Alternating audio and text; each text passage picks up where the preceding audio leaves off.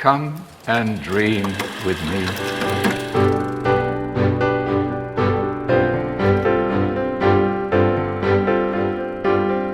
Hello, welcome to What Do You Want to Watch, the Exposure Network's Premium Emmy podcast. Every fortnight we get together to talk about movies, TV and online content and help you answer the question, is announcing a second season now considered a spoiler? Maybe. I think you're being a bit pedantic at that point, but that's just me. I'm your host, Ashley Hobley. Join me today, Dylan Blight. I do not think it's a spoiler. No. In case you didn't know, we're specifically talking about Loki, which we'll talk about again in a second, but yeah, it was confirmed second season at the end of the episode, and people got upset at places. It seems, yeah, people are getting a little bit extreme with spoiler warnings. Some people have always been extreme spoiler warnings, you know, Ash? I saw somebody get upset. They said, you shouldn't tell people there's a twist in the film, because it'll ruin it's a spoiler. That's how they used to market movies back in the day, though. The trailer. Yeah, it's like you will in a not review, see the twist coming. It's like specifically in a review. It's like, you don't say there's a twist, otherwise you spoil it. Well, just don't read anything about anything you want to watch. If you're that pedantic, I think just stay off the internet. Yes. I don't think saying there's a twist is a spoiler. Yeah, listen, the spoiler wars were fought and lost already. So, just live with what happens now. You can't change how things are going. Is this a Tomorrow War joke? No, I think this is a true thing. I think the spoilers wars have already been fought, lost, and people just have to accept that things on TV are going to be spoiled as soon as they air. It's just how it is. So yeah, I thought it was a spin. No, we'll get to Tomorrow War. So this episode we'll be talking about watching our watch history, talking about a lot of news, including what got nominated for Emmys this year. We'll do it, giving some thumbs to some trailers, and we'll wrap up with this week's top 3. Bit of housekeeping first. This episode 89. 89 episodes. Nice, right? Nope. No? Okay. 89 episodes. I don't think we've missed a fortnightly release on a Friday consistently for the last 3 years, I guess. 3.5. No, because even when we've taken breaks at the start of the year, with prep stuff, and I've said, well, I'm just going to skip Platt and we'll skip Arcade Couch here for a week or two, whatever it is. And then last year, even you was like, no, we've got to record something. We can't miss Fortnite. Yeah. So, What Do You Want to Watch is the only show that has never missed an episode. Missed a release. So I'm it's with deep regret that I announce it's cancelled, bitch. We're moving days. We're not going to be releasing on Fridays anymore here in Australia, 6 a.m. Australian Eastern Standard Time here in Australia. We're going to be moving to Tuesdays, starting with next week's spoiler cast. It's G.I. Joe Rise of Cobra in the lead up to Snake Eyes next week. So, that'll be available on podcast services Tuesday from 6 a.m. Australian Eastern Standard Time. And then the following week will be the normal base episode of What Do You Want to Watch, episode 90. So yeah, I guess get all your Explosion Network content at the start of the week, and if you've missed any, you can catch up over the weekend, the second half of the week. Yeah, it lines up nice now. Monday, Tuesday, Wednesday. I'm sure we'll put all sorts of random stuff out on Thursdays and Fridays. Who knows? There's always stuff. There's always extra stuff. There'll be extra spoiler casts and stuff. Spoiler casts. Holocron entry stuff happening at the moment. All new Marvel cast stuff happening. Depends what's on. Yep. Well, there's only brief breaks for those shows. So. Only brief breaks for those shows. But yeah. Speaking of all new Marvel cast, we just had the season finale of Loki. Mere moments before we started recording. But Dylan, obviously, without any spoilers, which you can listen to all new Marvel cast to get our full spoiler-filled thoughts. What did you think of the entire season of Loki? Professor X was his dad. It was pretty good. I enjoyed it. I came into the show not as a Loki fan, or I didn't dislike the character, but I was just like very middle on Loki. Even my favorite or least favorite villain in the MCU. And I came in kind of I don't know, almost fearing that they would just try and retcon really quickly the events of Endgame and stuff like that. But the direction they took the show in the first episode, I was like, cool, I'm on board. This seems very different to all the other MCU shows and MCU movies. Cool, let's go. I had one episode I felt like was badly paced. Of the 6 episodes, there was one I would rate lower than others, but then straight after that there was episode 5 is fucking fantastic. One of the best 40 odd minutes of television I think I've watched all year. It was just insanity, really. It was full of many highs of laughing and emotional and whatever else. And then by the time you get to the last episode, it affects the MCUs in ways you could not believe. Am I building this up more than it is? Who knows? Watch the show, you'll find out. But I would rank it second in the TV series ranking so far. So I'll go WandaVision, Loki, Falcon and Winter Soldier. Interesting. I really enjoyed it as well. I think obviously you come to really like and appreciate Loki. Definitely becomes that. It feels like he redeems himself over the course of this season. This supporting cast is brilliant. And it tells a really interesting story that could have big ramifications potentially going forward. Or maybe it has no ramifications. It all gets tied all in-house. Before anything else comes out, it gets all rectified. Twist. There's a huge twist, everyone. You wouldn't see it coming. Massive twist. But watch Loki, listen to All New Marvel Cast, and tweet about both things, I guess. Might as well bring up the other thing we did an All New Marvel Cast for, Black Widow. Dylan, what are your thoughts on Black Widow? I know this show's fortnightly, but I swear sometimes it feels like we only record like one. It's only been a week. I know. It's just sometimes I'm like, oh yeah, right. Black Widow, decent Marvel movie. I would give it a 6. It's a enjoyable time. 6 on our scales are okay. It's got strong performance from Florence Pugh. She's the best part of it, and some of the other supporting cast.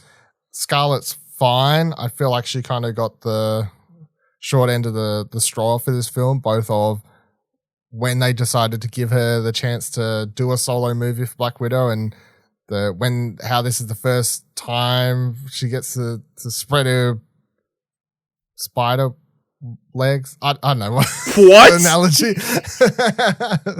Wings didn't seem appropriate. But yeah, it's okay. The villain I think is not very good in typical Marvel fashion. The fight scenes are okay, better than some of the Marvel movies, but still just leaves a lot to desired from the editing in my point of view. And the best stuff is actually just the more intimate family scenes between Black Widow and her family in the movie, and I kind of just wish that was the entire movie. It was just a family road trip or something. I don't really know. Maybe the talking scenes in the Marvel stuff is like the best stuff. It's like we have to put up with the action stuff to keep the other people happy. Yeah. Get to that last episode of WandaVision, just like, oh, fucking hell. I think it's out from the sound of it. I enjoyed Black Widow more. This is a really good time. Obviously, it starts off with like a really interesting tone and kind of slowly turns into the Marvel movie that you're all kind of used to. Like you said, Florence Pugh she's like one of the most exciting performers going around at the moment. Everything she's done recently has been gold. And the supporting cast is a lot of fun. Very funny, surprisingly funny. If you enjoy the dark humor that is flitted through this film, and yeah, a really good time. Obviously you mentioned about the timing of the film, and obviously it's set after Civil War, before Infinity War. Don't think that's a spoiler, but is it just a case of prequels just can't work? Is it? Prequels can work. I just think they're. I think when you have a universe, is it fair to say, I know how this character's going to end up? Is that a fair criticism? No, because I don't think that's what brings the movie down. It's not a case of they never really put her in so much danger that you're ever like, I couldn't believe it because I know that she doesn't die here. Like that's not really part of the problem. I just feel like they fit this movie in a time period they have free, which is this 3 years I think or whatever it is between Civil War and Infinity War. So they have time here, and they chose this time period to make the movie in because they're like, well, it fits here. But I just don't even feel like this time period with Scarlet as a character here is even the most interesting time period I would have liked to have seen a solo Black Widow film, if that makes sense. Like, I would have even preferred to have got one 10 years prior to this that was actually an origin story, or, you know, how she got to where she is in Iron Man 2 kind of scenario, something along those lines. It just, the whole movie just feels like it's trying to fit a lot into a very specific square box and trying to play around with what they're able to given everything else. And I also think that prequels can work, but it's just with the MCU being what it is, it's just not a franchise or a thing that it's always usually moving forward. And this just feels very weird to go back. Yeah. I didn't have an issue with it, so just give us more films later throughout the. I think if it was more common, then people wouldn't have as much of an issue. But yeah, it's interesting to have seen the diverse array of opinions on the film. So yeah, I guess go watch it for yourself and find out. I guess we'll talk about Black Widow a bit more later in the show. So I went and saw Space Jam: A New Legacy, the spiritual successor, the follow-up to Space Jam. There are kind of like, there's never like direct references, but there are like callback. There's no like clear sequel moments, but they like mention playing with they mentioned another basketball game before, and that kind of thing. And there is a cameo by the Nerdlocks and that kind of stuff. So I guess it's technically a sequel. It's a weird one. But obviously this is the film starring LeBron James, in which he plays basketball. He plays basketball with the Looney Tunes. It's a strap in. So LeBron James is trying. There's this algorithm behind the Warner Brothers server that's developing this new technology that will put you in the like different universes. I think it's like one presentation. Like they're pitching him this idea, trying to get LeBron James on board because LeBron is like got a large media following and that kind of thing. And he think the algorithm played by Don Cheadle called Algae Rhythm thinks if he can get the king LeBron James on board, then they'll be the king on the serververse. And LeBron thinks it's a dumb idea. Sounds like a dumb idea. He's gone to this meeting with his son. Algae Rhythm kidnaps him and his son and brings him into the server, and tells LeBron that he makes a bet that if LeBron can beat him in a game of basketball, he'll let his son and him go, and if he loses, he has to stay in the serververse forever. And LeBron goes about trying to recruit a team. And first place he gets dropped off is Looney Tunes World, where he encounters Bugs Bunny. Unfortunately, all the other Looney Tunes have been like scattered across the serververse, talked into going elsewhere. And this is why we do the Ready Player One thing. This is why you go through the serververse, and there's like, I'm sure in the ads you've seen like different Looney Tunes in different settings. So yeah, there's like a small team up segment of Bugs tricking LeBron into recruiting all the Looney Tunes so he can have his family back together. And then eventually get to the basketball game, which is... Honestly, this movie is overly complicated. I think the biggest... Sounds like it is. I don't think it knows who it's aimed at.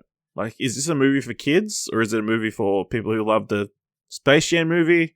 They're just trying to... They put too much work into justifying this game of basketball. But, I mean, there's some funny moments. There's pretty great gag.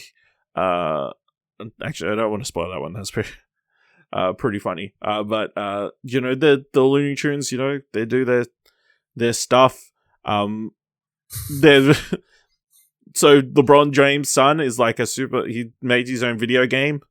So pretty much he invents what's the NBA Jam? That's what happens. With like power-ups on the court and shit. Jam.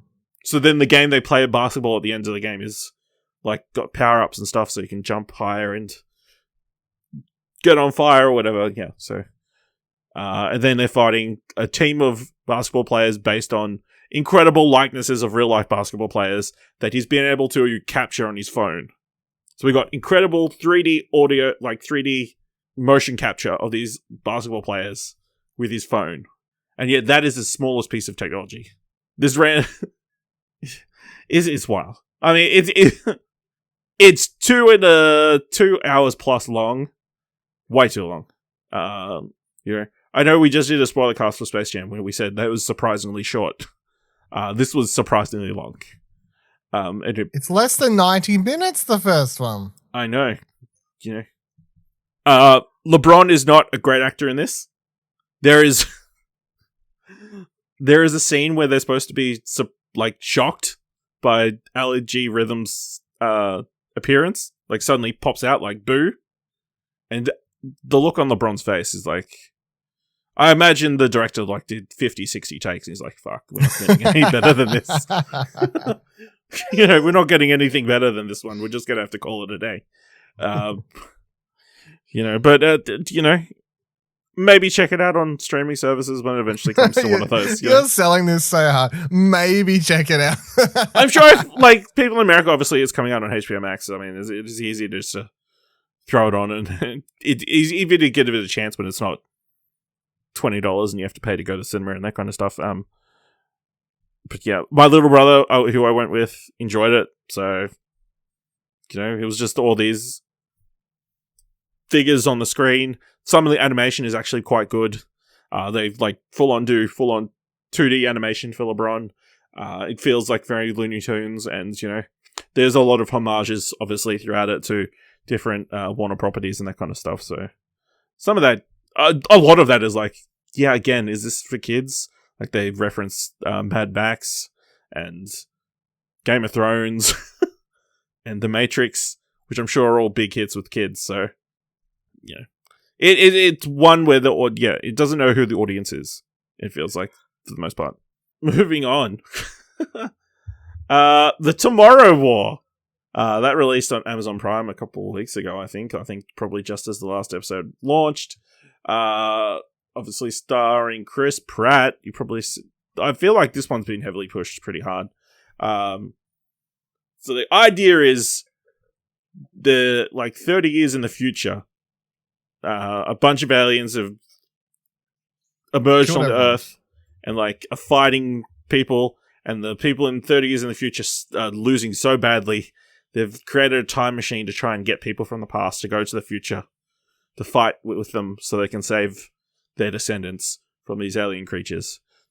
There's not much more to it than that, Chris Pratt plays a former army vet turned science teacher, who gets conscripted to go, and they get dropped in the middle of Miami somewhere, I think, from memory, and have to try and they have to survive a week. That's the time of their conscription.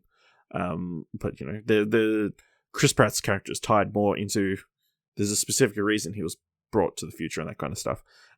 Twist! You spoiling it? Maybe. This is fine. I've seen people call it the dumbest movie of all time, and give it pretty harsh reviews. I've also seen some people really enjoy it and that kind of thing. I think it's just a mid-level action movie. Pretty. The thing I compared it to in my mind was the Jared Butler Has Fallen series. It feels similar to that, except maybe with a bit more sci-fi and a bigger budget. Sam Richardson, who's popped up in 3 different things in the last couple of weeks, is in this as well. He's quite enjoyable as comic relief. J.K. Simmons, also enjoyable. Yvonne Strahovski and Betty Gilpin are in it as well. And, It's fine. There's nothing super exciting about it or super terrible about it. It's just kind of there. But, it's doing the streaming numbers. I think we've posted on our website the last couple of weeks. It's been top of the streaming charts here in Australia. I'm sure it's similar elsewhere. So yeah. And it sounds like they're working on a second one already, which, it doesn't make sense because it feels like they kind of concluded everything. But, that's easy to undo. There was another alien all along. Maybe. You watch Alien and you're like, how could they make a sequel to this? So, I'm sure they're not the only aliens in the entire world. So, yeah. That's Tomorrow War, available on Amazon Prime. Enjoy. Continuing on the train of stuff that's meh. I finally checked out New Mutants. Now available on Disney Plus. I was like, what are you doing with your life? Listen, I always said when it came out on Disney Plus, I'd have to check it out because, I'm an X-Men fan. And this is obviously a movie that was filmed. When was it filmed? 2017. Didn't get released till August last year. So it was sitting in a can for like 3 years. Starring Anya Taylor-Joy, Charlie Heaton, Macy Williams, Alice Braga, Blue Hunt, Henry Zaga. A lot of those people have gone on to be bigger stars since. And again, like I said, this is kind of a following on from the Tomorrow War. It's kind of it's fine. It's not as I think it's better than Dark Phoenix. I think it might be better than Apocalypse. It's been a while since I've seen that one. It's much more self-contained. Obviously, it's about these 6 mutants that are staying in a psychiatric facility because they're worried that their powers are like... they've all had traumatic experiences, which they kind of delve into. It's a lot more... You get a lot more character in this one, but also get, like... There's some action and stuff. The shit hits the fan towards the end. And weird stuff happens. I think, again, Anya Taylor-Joy kind of steals the show as what's her name again? Because Ilyana or Magic in the X-Men comics, who plays like kind of a weird bitchy character. It's really enjoyable to watch. She gets a lot of sass and shit, and then she's also got this puppet dragon that she carries around everywhere, called Lockheed. So I don't know how that fits in the comics. So they always had Kitty Pryde with Lockheed. So I don't know if that's the thing. But yeah, it's fine. Obviously, they've set up things in this film. Like they've got like the Essex County logo, which is meant to be like a Mr. Sinister thing. But because, those movies are dead now. We'll never see it through to fruition. And there's some like nice character work in there, and like some of the smaller moments are pretty good. We'll also say Charlie Heaton has like a Kentucky, or is trying to do a Kentucky accent, and is like really weird. Obviously, the last time I saw him was in Stranger Things, and the accent is like completely different. It's bonkers. But yeah, and obviously this was pushed as like a scary film. Like it was meant to be there pushed into like a horror kind of aesthetic. Not really as scary, That first trailer, the original one, was creepy, but then apparently there's all those stories that they made him re-edit, and like the reshoots made it less. They were meant to do it the other way. They were meant to shoot it to make it more scary, but they never happened. From what I heard, yeah. So yeah, this is one of those movies that just goes down in history as a weird, bizarre footnote, I think. The last Fox X-Men movie to release. Yeah. End of an era. What else? I've checked out the first 2 episodes of Monsters at Work. So this is the Monsters, Inc. sequel series. It technically takes place the next day, I think, after the events of Monsters Inc. Spoilers for Monsters Inc. They changed their entire system to... Actually, it wouldn't technically be right after the events of Monsters Inc. It'd be like after they switch over to... They changed the laughs. They changed to laughs instead of screams. So the kind of pseudo-main character, Tyler Tuskman, is a student at Monsters University and has just been hired as a scarer to Monsters Inc. The week before, like, his first day is the first day they switch over to laughing instead of scaring. So, he doesn't really have a job, and he ends up having to join the maintenance crew, who is like a bunch of misfit monsters who are all kind of crazy.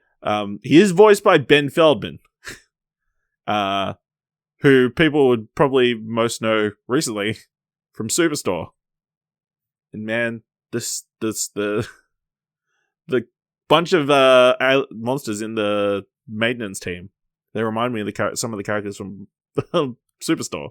It's like, maybe it's because it's the voice and like he plays kind of a similar-esque voice of reason amongst all the madness. But yeah, that's kind of like a link for me that I kind of saw. But you also get Sam and Mike, Sully and Mike. They're also throughout the series. Mike Wazowski. Yeah.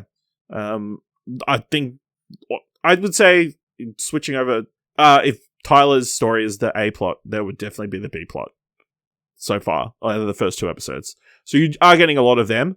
I think that is an issue because you can clearly tell with those 2 characters that the animation is not Monsters Inc. quality. It's not the Pixar movie level. It's like the skin, the all the fur doesn't look quite as great, you know. It's not, I don't know, some of the voices sound a bit off and that kind of thing. They've got Mike's girlfriend, I think. Is this like comparing it to current day Pixar though, or like? No, I'm actually just thinking the original, but you know, but because like they went full crazy with the fur on Sully. Yeah. So.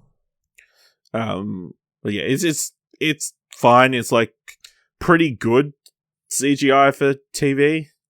But yeah, if that might throw some people off the show, but yeah, I'm enjoying it so far. Did you ever watch Monsters University? Yes, I did. Okay, because I never watched that one. Interesting.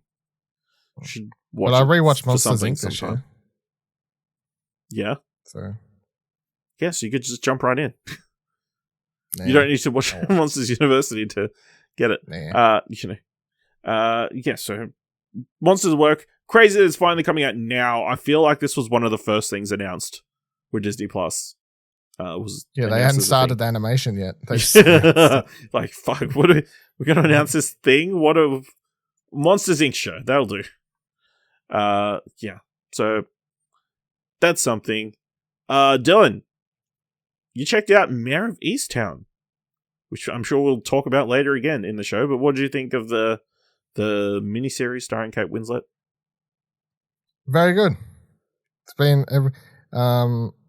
it's very good just to be able to binge it because each episode just sort of ends and you're like, oh fuck, what happens next? And I was like, all right, press play, and I went on a binge, everyone. I binged this one real good. I binged it on binge as well, so it went hard.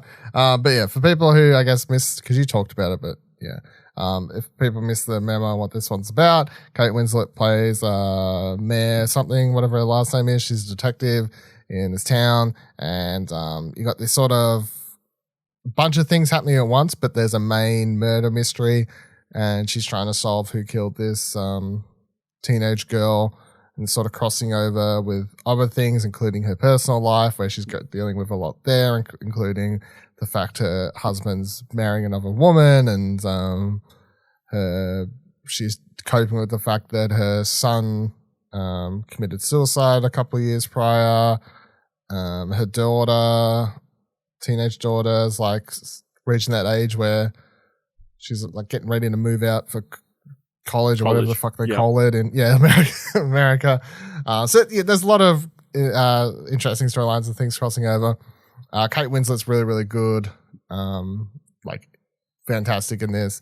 The thing I want to point out that I found quite funny is the fact that Gene Smart probably recorded this, filmed this shortly after doing Watchmen or something, and she goes in from Watchmen and being like this badass, kick-ass woman, you know, like who's down to fuck Dr. Manhattan basically, and then in this she's like old lady, like old lady playing Fruit Ninja on an iPad.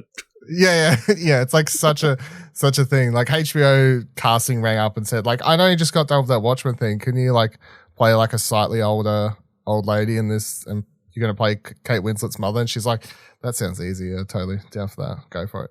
But yeah, the rest of the cast is really good. What's his face is in this. Evan Peters.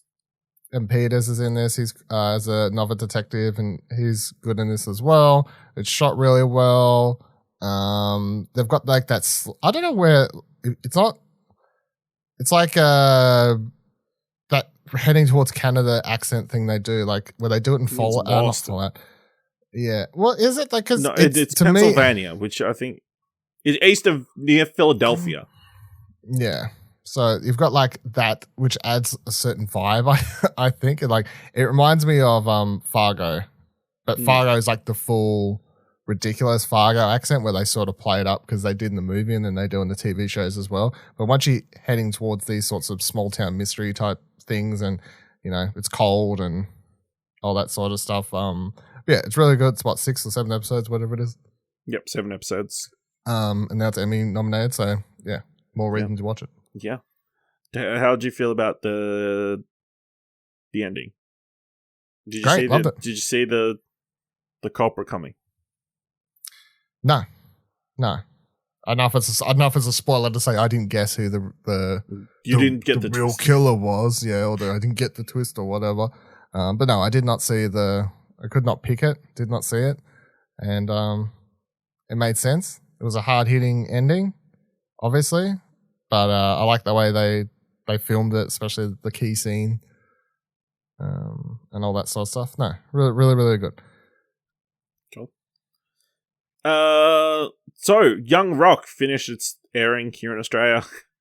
Of course, this is the series following the young life of Dwayne Rock Johnson, told in 3 different timelines, 1982, 1987, and 1990s. So I talked about it after it premiered on Binge. The first episode had an act for each timeline. As the season goes on, each episode is a different timeline. So one episode will be set in 1982, one will be set in 1990, one will be set in 1987.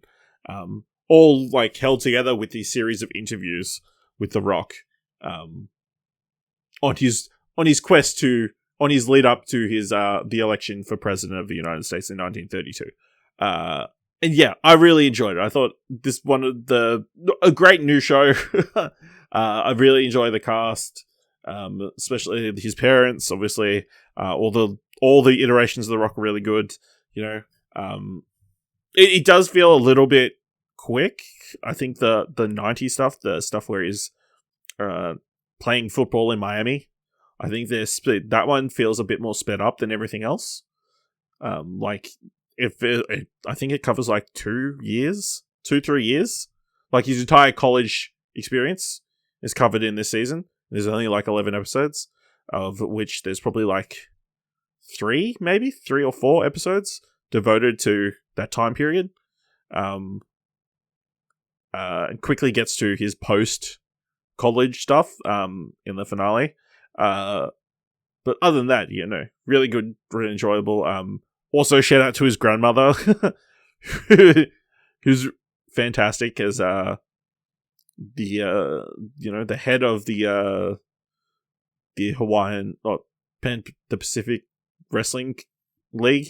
She's managing it after The Rock's grandfather, High Chief Maivia, passed away, and she's rival. She's got our boy Ronnie Cheng shows up as a rival wrestling promoter who's trying to work his way into their territory, and they kind of butt heads and that kind of stuff.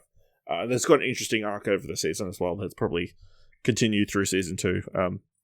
But yeah, really enjoyable. Got a lot of heart. And obviously very close to The Rock's heart and that kind of stuff. Obviously, revisiting his father and grandmother have passed away since. And yeah, lots of cool cameos and that kind of stuff. Obviously, Randall Park shows up consistently. He has got this weird rapport with The Rock throughout the season. I think the showrunner did Fresh Off the Boat. So that's why he's brought in Randall Park. Another actress from Fresh Off the Boat plays like a PR person. But yeah, really enjoyable. 11 episodes on binge. You can get through it pretty easy. 11? Is that 11 not a episodes. Weird it is a weird for number. It is for a non-streaming show, for like an actual show that's on network TV. I know it's odd, Yeah. but yeah, I think I suspect it's because it was shot during the pandemic, which has thrown everything out, which we'll get to later in the show again. So yeah. And the last thing before we jump into the next segments, obviously it was it's pronounced NIDOC week, was it? Yeah. So I've finally checked out a documentary I've been meaning to watch, Firestarter, the story of Bengara, over on ABC iView. So this is a documentary focusing on the indigenous contemporary dance group Bengara. Mainly focusing on the three brothers who formed the core group, the Page brothers, and kind of progressing from their beginnings through till now, and the kind of the road that Bengara has followed, and like their influence on the industry. Like, obviously, contemporary dance is not something that we're super into, or like I think is super mainstream or anything. But obviously, Speak for yourself. How do you feel about Bengara's Orcus? This came out last year, though, right? This came out last year. Yeah. But yeah, really interesting look at. Obviously, this means a lot to them. It touches on different points throughout their history and different productions they did, including they also mentioned about them. They did like the Indigenous segment in the Sydney Olympics, opening ceremony, and kind of talks a little bit about how they managed to get that, how they like flew in people from like all these remote countries or remote areas of the country to come to Sydney to be part of that. And like the only time they got to rehearse was like the dress rehearsal. And it's like a lot of those people, this is the first time they'd ever been in the city and that kind of thing. And then also covering like kind of like the dark element of it, where a lot of two of the brothers unfortunately took their own lives over the last few years, and that kind of the impact that's had on the company and also the brothers who were left behind, and that sort of thing. Yeah, I thought it was a really great documentary and kind of made me show appreciation for this art form that I didn't know much about. I think another interesting, they only briefly discussed it, but like there was some backlash like of them not just being a traditional dance ensemble, like not just doing traditional indigenous dancing, but also like merging it with contemporary dance, like how it kind of conflicts with them like being against colonialism, when you're being influenced by that in your art and that kind of thing. I think they make some interesting points, and obviously that's another through line throughout the entire series, or the entire film. Like back in whatever they started, of them still struggling to get recognition as First Nations people and that kind of stuff, to more currently where they've had reconciliation days and a lot of marches and that kind of stuff, and like apologies, and how much those sort of things mean to them, and that kind of stuff. So yeah, I think that's worth checking out. Available on Disney. I was about to say Disney Plus. Yeah. ABC iView. I believe some of their performances are also available to stream on there as well. ABC iView got a lot of pretty good content on there at the moment, like some of the movies and stuff they've got on there. So when you said ABC iView, I was like, oh, that's where you watched it, right? Okay. Yeah, so if you don't want to pay for a streaming service, that's... You have to put up ads. Did you have to watch ads? No, not on ABC iView. On SBS, okay. I think you do. Yeah, fucking SBS. What are you going to do? All right, So let's you pay move. for it. That's why. You could, yeah. Support local local film industry? Is that what it is? Sure, let's go with that. Television industry. Like, let's go with that. All right, let's move into the mandatory Netflix segment of the show. Dylan, we've done the first two parts of this Fear Street trilogy. So later today, we'll be watching and then recording a spoiler cast for Fear Street 1966. But how have you felt about the first? 1666. 1666. Way different. The music will be from 1966, but the film will be set in 1666. But Dylan, how have you felt about the series so far?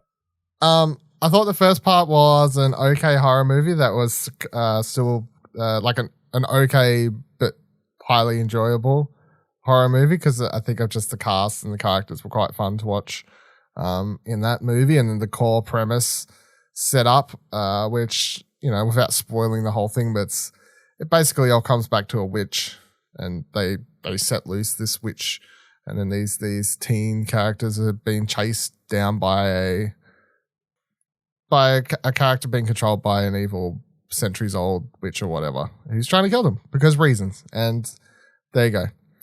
So that one good, but part 2 was just crap.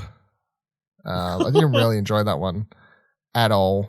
The more I thought about it after recording on Friday, I was like, I just kind of liked it less.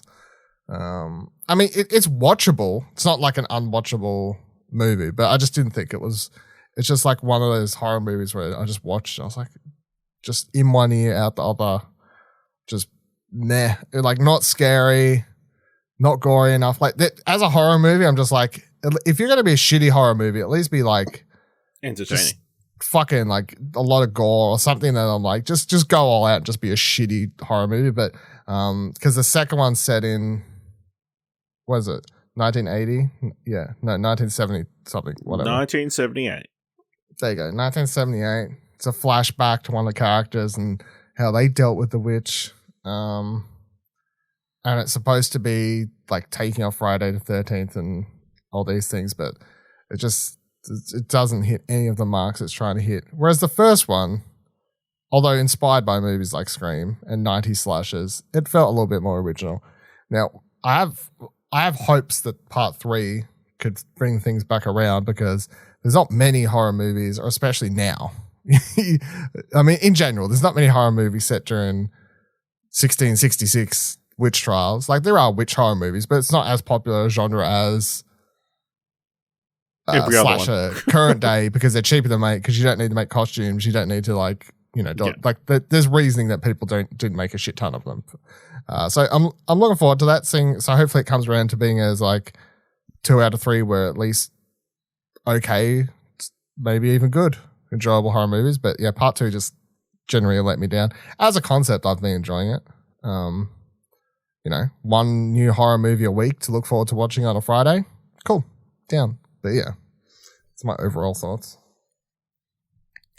Yeah, I've been enjoying them for the most part as well. I think obviously the first one is much stronger and has a lot more personality than the second one does. Yeah, and the first one's just a lot more fun, and like obviously it's setting up a lot, and yeah, the second one is fine. I think it obviously doesn't have as stronger characters, and that's kind of to its detriment. But yeah, I'm enjoying the concept as well. And I don't know if you've had the same thing, but I've seen ads for the Fear Street Spotify playlists. You know, because the licensed music in this is like full on. Yeah, that's one thing. Distracting, almost distracting.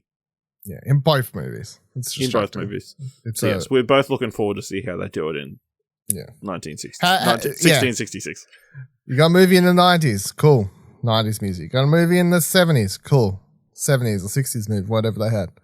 1666, it better be fucking claps and like, I don't know, like, and I went down the pit. Not even that's like not old enough. I don't know what they were singing back then. Fucking, did they have instruments in this? I'm pretty sure they had instruments. Hand clappers?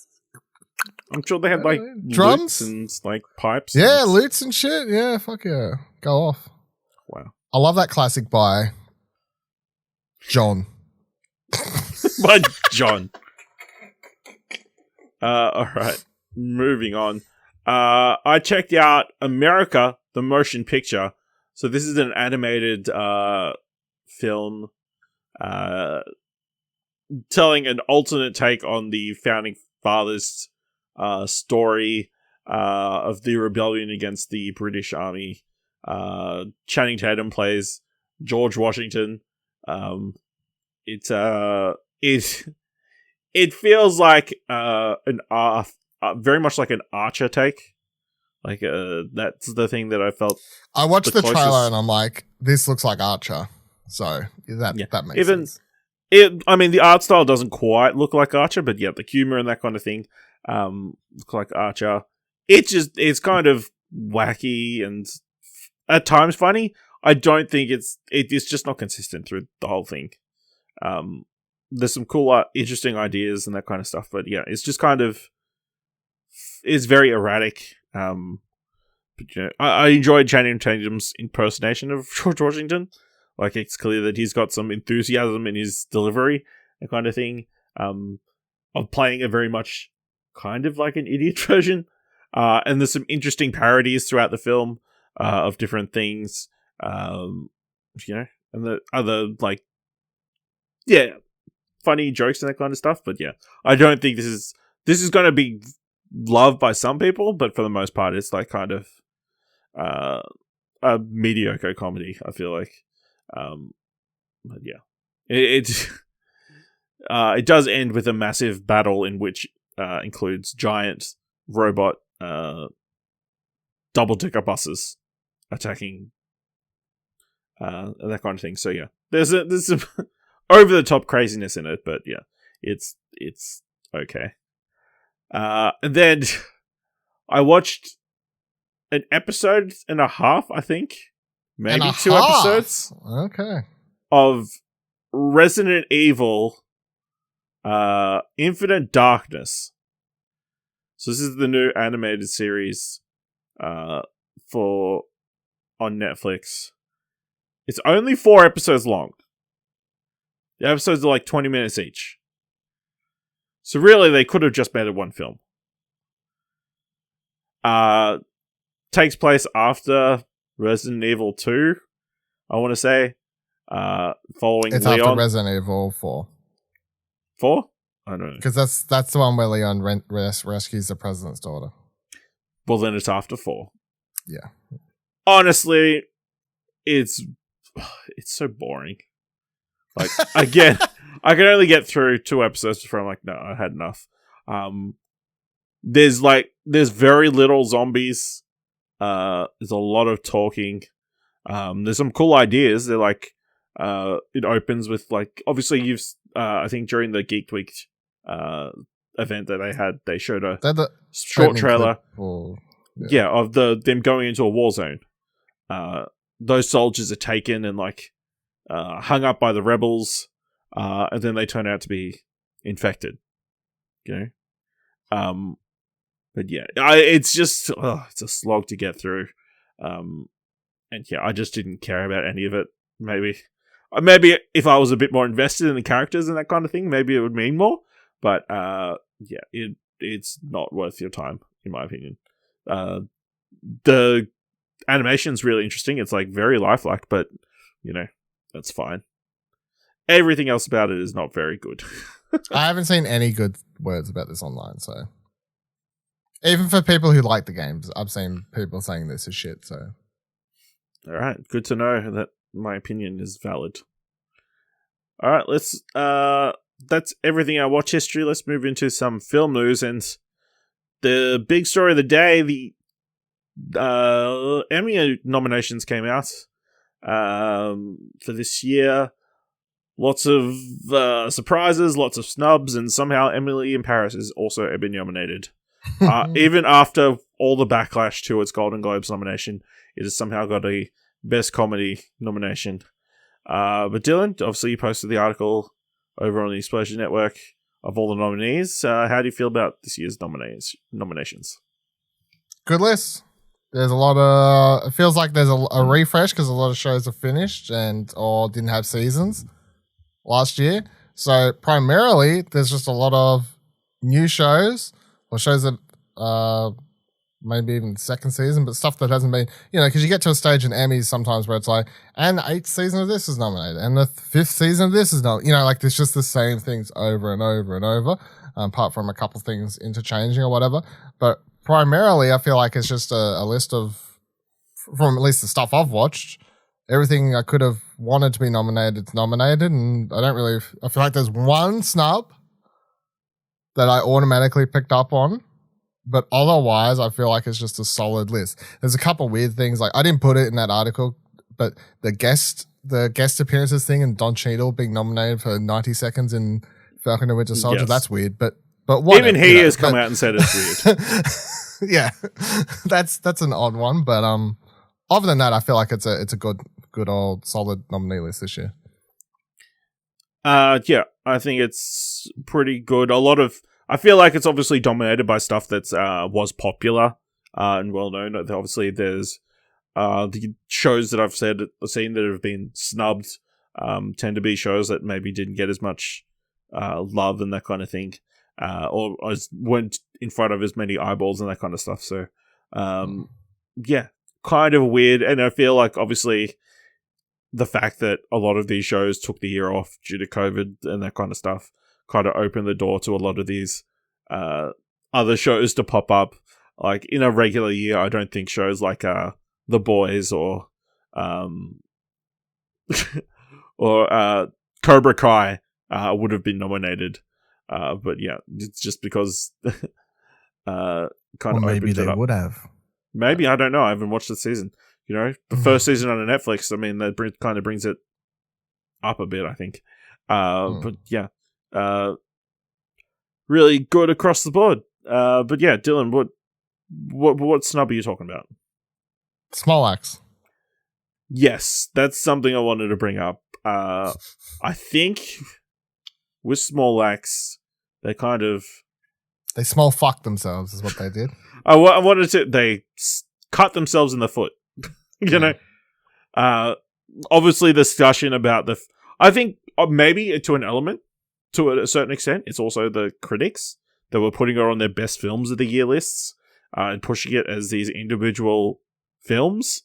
They kind of like got into the Academy's brains and like pushing it as a limited series just did not pan out for them.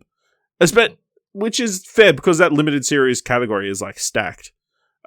But I remember looking at people's lists last year, other critics' lists, like top 10 personal favorite films, and people were putting the first episode of Small Axe in and going, and then literally writing, I know it's a TV show, but it's a 2-hour movie, so it counts, right? And like a lot of people were doing that, and I get it because it is a 2-hour movie, but it's not. Like it is a 2-hour movie, but ultimately at the end of the day, Small Axe is and was a series. It was a series of very long episodes that are probably movies. But I mean, if you had to pick a category, they could have like put them out individually as TV movies. That's how they market it, though. They market them as long. They market them as feature-length TV episodes, like feature-length, movie-length TV episodes. That if you talk about Fear Street, Netflix goes each week 3 movies. You know what you're watching. You say Fear Street, you don't think Fear Street's a TV series. It's a movie. They don't come up as a series under Netflix. You don't click on Fear Street and it has movie 1, movie 2, movie 3. They're separate. They're 3 completely separate movies. Small Axe comes up under one series on streaming services. It has an episode list. Like some of the episodes are only an hour, or just over an hour. It's just that first one that's really long. That's 2 hours. I think at least 2 of them, maybe even 3, are only around an hour long. So I don't know. Like if the rest of the episodes are TV length or considered fine for TV, I don't know, let's look it up. First episode, 2 hours 7. Second episode, an hour 10. Third episode, an hour 20. Fourth episode, an hour 6. Fifth episode, an hour 3.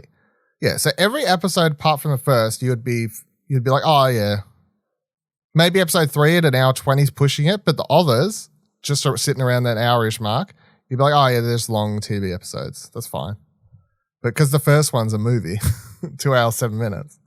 That's where they fuck themselves with. But I mean, it's IMDb listed as a TV miniseries. But it could never win Oscars. No. And now it's not won any Emmys. Well, yeah, it's nominated for like 1 or 2 It got things. Golden Globes. Yeah, one. What's his name? John Boyega got a Golden Globe, didn't he? And yeah, it's just surprising that it got completely shut out. Not only of the limited series category, but the all the Actors? all the acting categories. Directing, Steve McQueen. It was nominated for cinematography. That's it. In a limited series. Completely Steve bizarre. McQueen not getting nominated for directing for limited series. Not the fuck. Don't know what the fuck's up with that. And not a single person amongst the big Entire cast getting nominated for acting in a limited series. It's not about that. It is honestly bizarre. So obviously, no one got nominated, but there were a bunch of nominations from another project that's also controversial. Bunch of Hamilton nominations in all these acting categories for a production that was filmed like 4 years ago. Pretty much every main actor in that production got an acting nomination, and it seems to be nominated in a bunch of different categories. Seems to be nominated for both a movie and a variety special. I think heard that like they found some kind of loophole to make it included. But how do you feel about Hamilton getting all these nominations this year?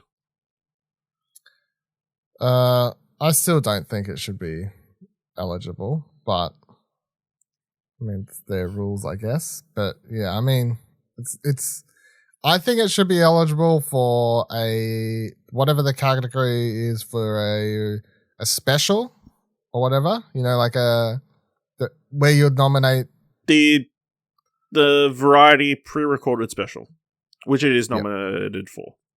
Yeah, so it's fine for that, but when it's anything else, I don't think it should be eligible. Sorry.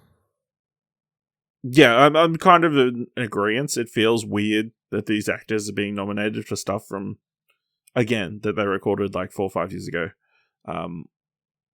Now, even though I guess if you kept a movie in the can for like 3-4 years and just waited for the perfect time to release something, and it was good enough, it should still be considered good enough to be nominated then. Don't think when it was recorded matters, but obviously this is a project that's been gotten its fair share of awards love already, and really doesn't get anything out of being awarded a bunch of stuff again. But yeah, just because you can watch it on a streaming service doesn't mean that it's suddenly either a movie or a TV show. I think this is a scenario where it is something you can watch, and even though I still haven't watched it, obviously I can now say that I would enjoy it because I enjoyed the live one I saw, obviously, and I will watch this sometime soon, maybe. But like ultimately, it doesn't make it a movie. It doesn't make it a TV show. It means on Disney Plus, if it had any category assigned to it, I would assign it under Disney Plus as a live special. And it should be nominated as such as well. Like it's not a movie, it's not a TV show, it's a special. It's a live concert. Like if I record a fucking Taylor Swift concert and then put that up on Disney Plus, is that now eligible for best movie? Maybe. It just where's the line? Where is the line? Yeah, it's just they've just kind of clogged up all the acting in a limited special series nominations. And they should all be small acts nominees. I mean, yeah, I guess Hamilton kind of... Maybe it's because it's a British show. Like, Hamilton fought off all the small axe people. That's what happened. Bunch of British people in it. Not in Hamilton. Hamilton's fought off all the Brits, No, I mean, I think some of the actors are British, right? Though? In Hamilton, I don't think so. Okay. I thought a couple were. No, I'm afraid not. Limited series, though. Is that the flagship Emmy nomination category at the moment? I mean, it has been for a while, I feel, but I mean, this is the year. I think you look at the list: I May Destroy You, Mayor of Easttown, The Queen's Gambit, The Underground Railroad, WandaVision, some of the biggest, most well-regarded shows of the year, and then compare it to the drama category, which I felt like has long been held as the closer of the night, the category that really matters. The Boys, Bridgerton, The Crown, Handmaid's Tale, Lovecraft Country, The Mandalorian, Pose, This Is Us. Doesn't quite have the same pedigree, or... I barely watched any of this. Yeah, I mean, that's true to a certain degree. Maybe these shows weren't as... There seems to be a fair few shows that, didn't capture the imagination as much, or weren't as much watched, or as critically regarded, but somehow managed to sneak in. But yeah, limited series, I feel, this year. I know we've said in the past, obviously. I mean, last year it was Watchmen, and it was kind of a fight against everybody else. But the year before, we obviously had Chernobyl and what was the other one? When I See You, I think it was, wasn't it? The Netflix. Yeah. Yeah, which was a very close race. But this year, I mean, throw a blanket over the 5, I think. I couldn't remember what we gave TV awards to. Yeah. Oh shit! So I was quickly trying to look. I mean, our number one show definitely got nominated. It is, I think, a shoo-in to win. I think the amount of love that Ted Lasso has got in these nominations kind of proves that us right. All right, here's our list. Let's see if we missed a thing. We got The Queen's Gambit. We're good. High Fidelity. No, that's not. The Last Dance. That was last year's. Yeah. Last year, yeah. AEW Dynamite. Oh, BL champ. Dark Season 3. Yeah, what the fuck? I think none of the things we said last week. Yeah, I was going to say, none of the things we said last week happened yet. The Witcher Season 1. No, didn't happen. Schitt's Creek Season 6. That was the finished, yeah. Year before us. Yeah. Sex Education Season 2. Better Call Saul. Yeah, that was last year. And Ted Lasso. All right, so yeah, our list is fun. Yeah. So, I feel like, obviously, the lack of those shows that took a year off, shows like Better Call Saul, shows like Succession, kind of make it look like a weaker field in the drama and that sort of category. But yeah, limited series is where it's at this year. So, Rahul Kohli should have been nominated for Best Supporting Actor. But, all those Hamilton nominations.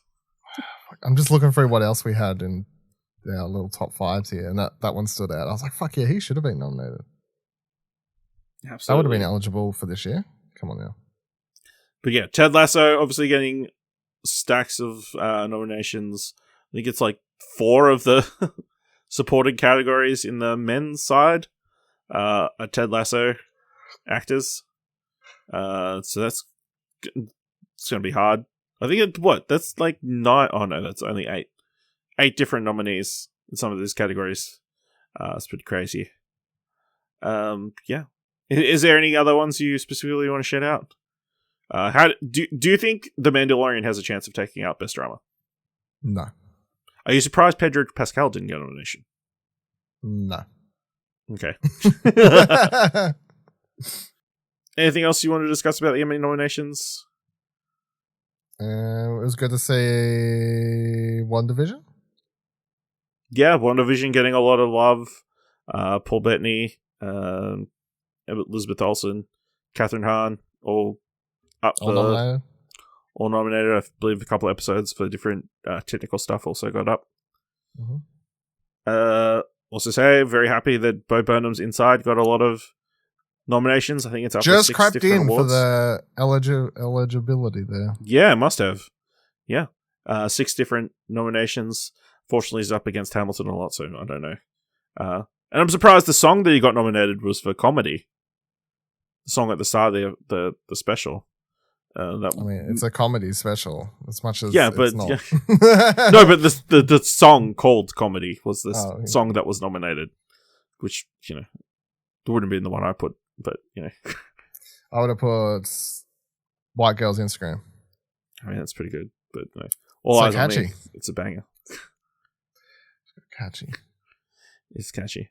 Looking forward to him being nominated for a bunch of Grammys. Yeah. Imagine. Yeah, so look forward to us talking more about the Emmys. I think, what is it? It's September, I want to say? Yeah. Yeah.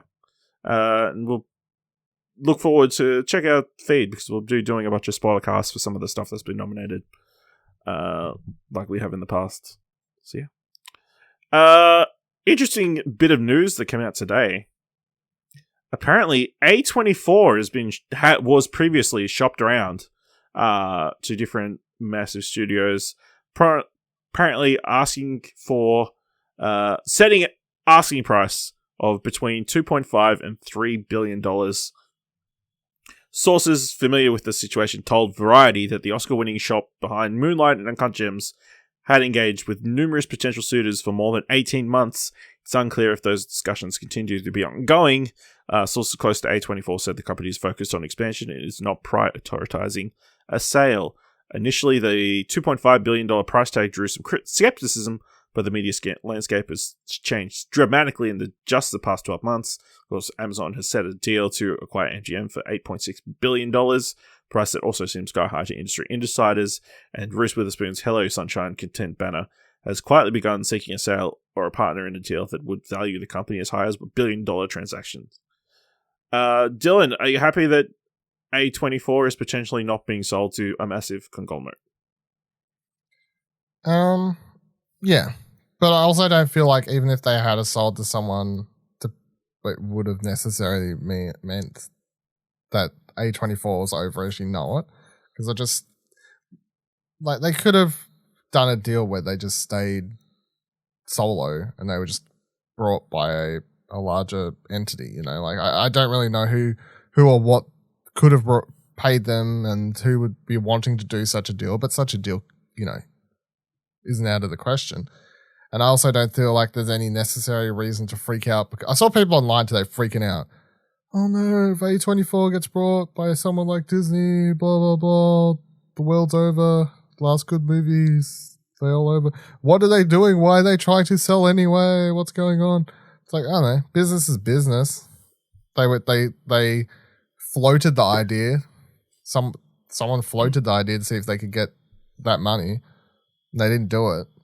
And as they've stated in their press release today, they're not the press release, their spokesperson who clarified they're not trying to actively sell. They just floated around the idea of selling.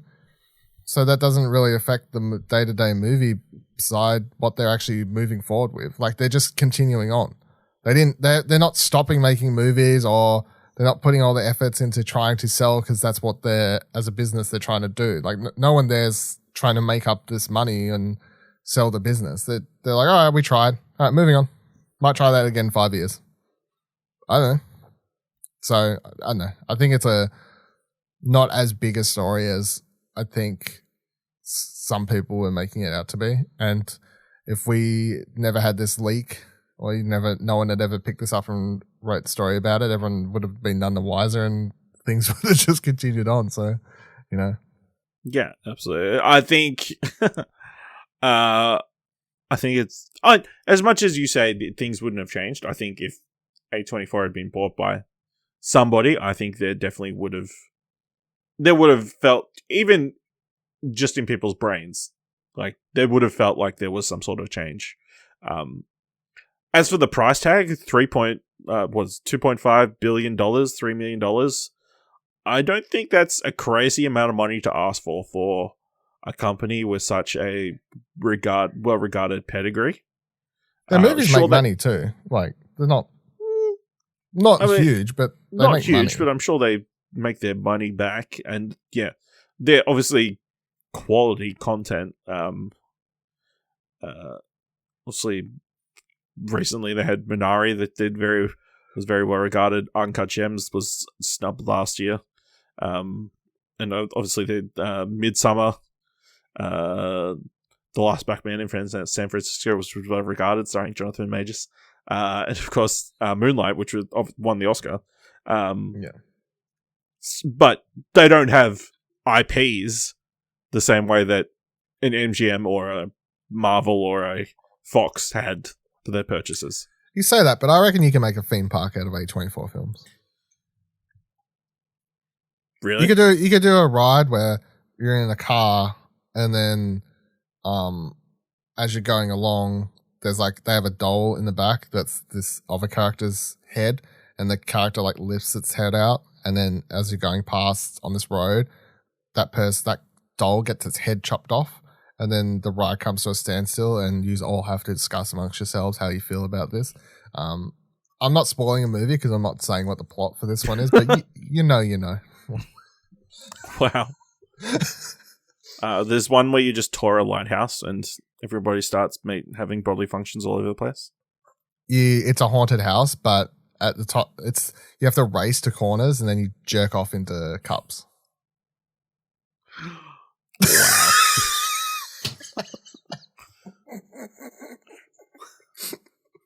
No? Okay. All right. Swinging back to Black Widow, obviously, it had a big weekend. I think it raked in America. What's the number? I think it was like 70 million or something, wasn't it? Yeah, $70 million box office. Hang on, let me just look up box office major. Yeah, it was just north of $80 million over the weekend, making it the highest grossing weekend, I think, since the pandemic. Rise of Skywalker, apparently. Just beating out Fast Saga. But in Disney's push of like statement about the numbers, they also announced that they made $60 million through Disney Plus Premier Access. Kind of the first time that they've mentioned actual hard figures around that, around Disney Plus Premier Access. And kind of the only place that's kind of released figures about the digital rental numbers, except for Trolls World Tour, which announced that they made more money through their distribution through the rentals than they did through the first movie's theatrical run. Netflix never says money. If a movie does well, numbers. They'll go, this movie's been streamed 1 billion times. But they'll never give you hard numbers, yeah. Facts. Hard numbers or anything like that. They'll just, yeah. Disney said that Mulan did terribly. I don't know if they said terribly. Or underperformed, I guess is their wording or whatever. Like, it didn't meet expectations, apparently. So I think they're quite happy with the 60 million. 60 million, that's a worldwide number, not just America. And of course, Disney Plus isn't actually everywhere. But, is that a good number? So we have to assume that's like $30 a pop. That's like 2 million homes that bought it, and they're taking that whole $60 million. They're not sharing it with. Yeah. Just the thing that it's hard to take into account is how many of the people that brought Black Widow on Disney Plus would have rather have gone to the cinema and simply didn't want to because they lived somewhere where they didn't feel it was safe to, or couldn't because they lived somewhere where the cinema wasn't actually open. Like, I'm sure that a majority of that 60 million is from people who would much rather just spend that money and watch these movies at home, because there's going to be a lot of those. But there has to be a percentage of those people that would have rather have taken that money to cinemas. Like, think about New South Wales at the moment. If you're in Sydney, Black Widow came out, you're probably very thankful and we're happy to pay that $30 to watch it at home. And glad that was an option. Yep. And I'm sure there's places like that around America and wherever else as well. So, yeah. Yeah, I mean, sure, it's good. But do you think this has long-term ramifications? Like, do you think we're going to continue to see Premier Access even when cinemas are full up and running? Is this a thing they're going to want to continue to do? Oh, they're going to want to continue to do it. I just don't know. I don't know how it looks once everything's back to normal. Like it's a crazy notion. Yeah, it's a crazy. I don't even know what that looks like at this stage, but yeah, it's definitely something that all these movie studios are going to want to continue to do. They're already people are making deals. Who was it? The other day, Universal made that deal where the films wouldn't go to No, they would go to Peacock. Oh no, it was somewhere else. I think they will go to Peacock, and then they'll go to Amazon, and then they'll go back to Peacock or something like that. Yeah, and that deal was through to end of 2022 or 23 or something like that. So the pandemic, or hopefully by the end of 2022, we're thumbs up, doing a little bit better by the end of 2022. So they're making deals through to these times, expecting it still to be a thing they're doing to a degree. I mean, it's all good for consumers, I think. It's probably the end-all and be-all of it. I mean, as long as we've got choice and have the option to go see stuff in the cinema, that's good. But I'm sure, to an extent, I'm sure there's a certain amount of people who probably would have watched Black Widow in the cinema 6-7 times that are only just now paying the $30 and can watch it as many times as they want until it comes to Disney Plus officially. That they're losing money out of. You get infinite streams. You get infinite streams. It pretty much just unlocks it on the on the service until it officially unlocks. It's what it really is early access. So yeah, I think it'll be interesting to see how things go moving forward. Obviously, Warner Brothers with HBO Max put everything on their thing on their service for free. Are they going to switch over to a similar model when this year ends, after seeing those sort of numbers, and be like, and then are people going to be more accepting of this model going forward? Obviously, when they announced Premier Access was an option, people get super up in arms saying, we're paying for this service, why are you making us pay another $30 to watch something? You should just put it out. I mean, what we're going to have is all these big movie companies with their big blockbusters working at these deals where they can do early access periods or whatever. VOD and cinema are going to have to work out a way to coincide a bit more. But it's very easy to forget there's still going to be so many movies that aren't going to even be in this conversation, and it's still just going to go straight to cinema. And I recently when I've been thinking about this, I'm like, maybe it's going to be a resurgence for different genres of movies. Maybe we'll start getting more horror movies because companies like Blumhouse and wherever else are just now's our time. People want to go watch stuff at cinema. People would want that horror experience at cinema. We'll start putting out more horror movies. What else does that leave open to get in the cinema and movies to get in? Because there's just so many movies that aren't your big blockbuster things or big, are we going to huge see family more movies the A plus, AA releases? Yeah, the equivalent, whatever you call it for movies in the video game world. But yeah, it's just easy to forget about the other movies outside of your big Marvel and Disney and Fast and Furious, these huge money makers that are all vying to be able to make the most money the quickest they can between the cinema and people wanting to watch at home, and they're going to want to continue to do that, and they're all going to have to work that out. But there's just going to be so many movies still that are just going straight to the cinema, and people are going to be happy to watch them or going to have to go watch them there. So yeah, there's a chance there for people to use that there's a window as there. a incentive of the cinema to build around. Yeah, but hopefully it also means that more random stuff goes and ends up in the cinema. I just saw One Night Only, Bo Burnham's Inside, playing in a cinema. And is that here? No, it is only in America. It's only a movie, I thought. But listen, I would happily pay to go see that in a cinema. Yeah, I'd go watch that in the cinema if it was an option, Crazy. for sure. Yeah.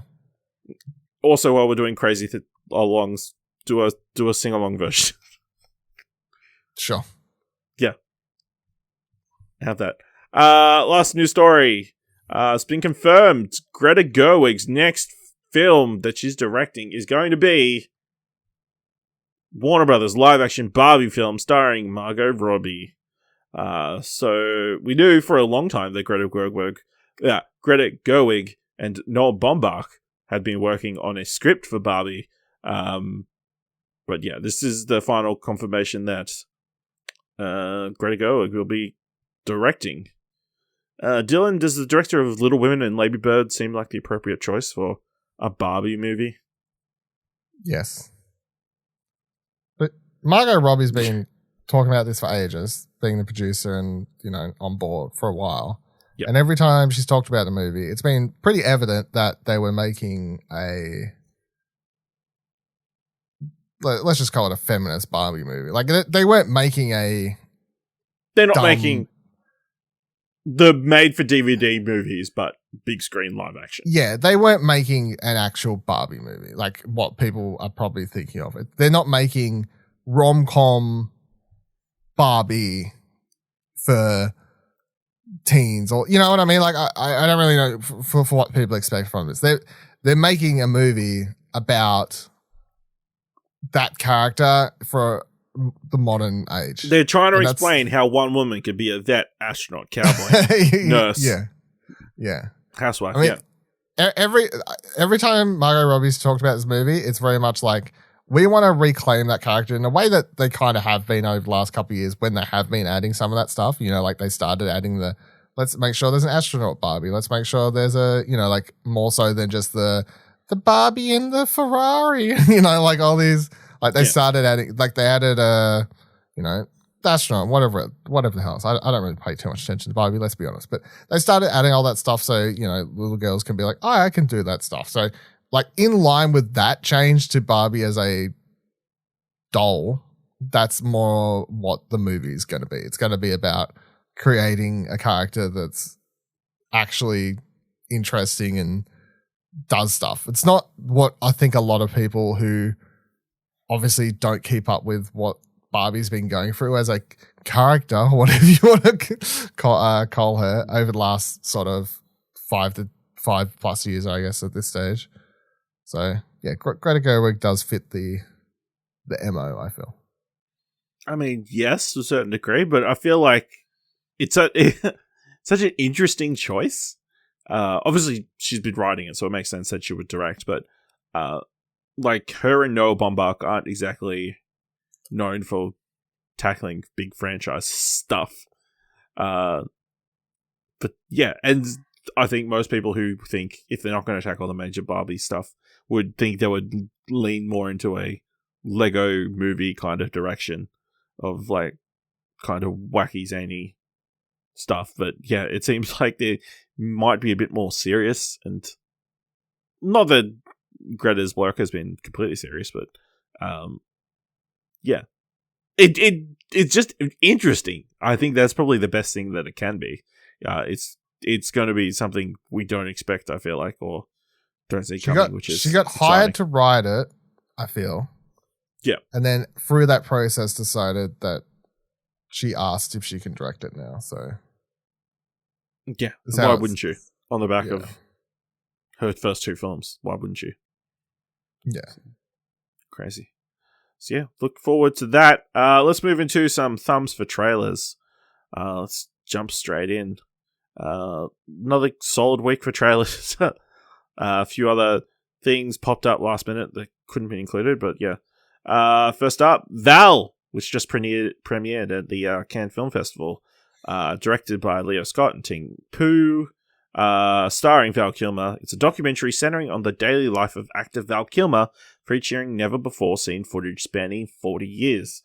The trailer mostly is narrated by Val Kilmer. I couldn't tell if it was his voice. Narrated by his son. His son. That makes That makes more sense then. Because obviously For those who don't know, Val Kilmer's been battling throat cancer the last couple of years, and towards the end of the film, he's at a point where he's very struggling to talk.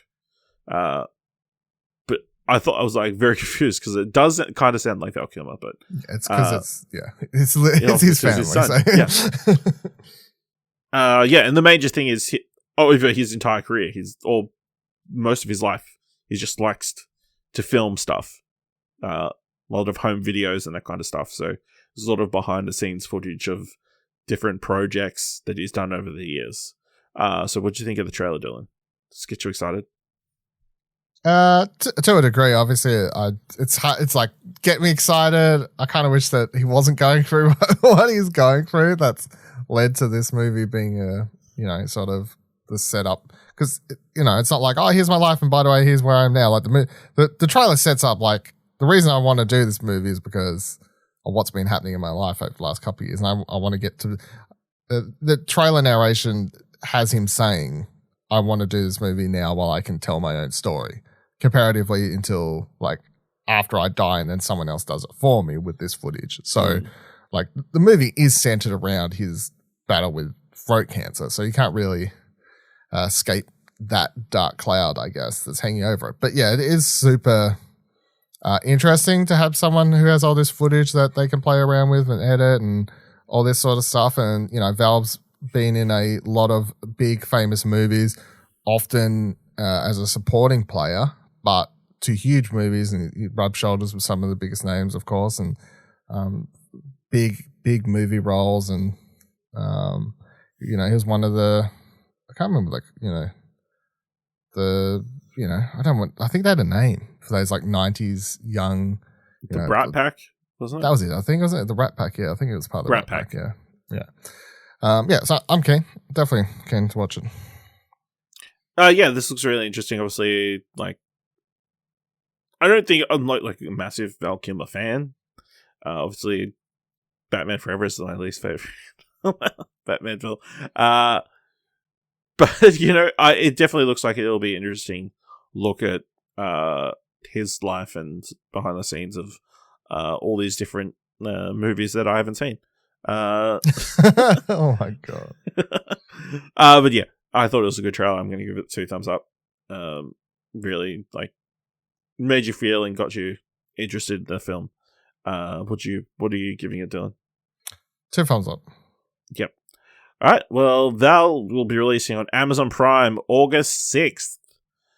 Over the weekends, or the weekend before, it's hard to keep track at this point. WitcherCon happened, in which they finally released a season 2 teaser trailer. Of course, Witcher, credited for TV by Lauren Schmidt-Hissrich, based on the Witcher books by Andrzej Sapkowski, starring Henry Cavill, Freya Allen, and Anya Chalotra.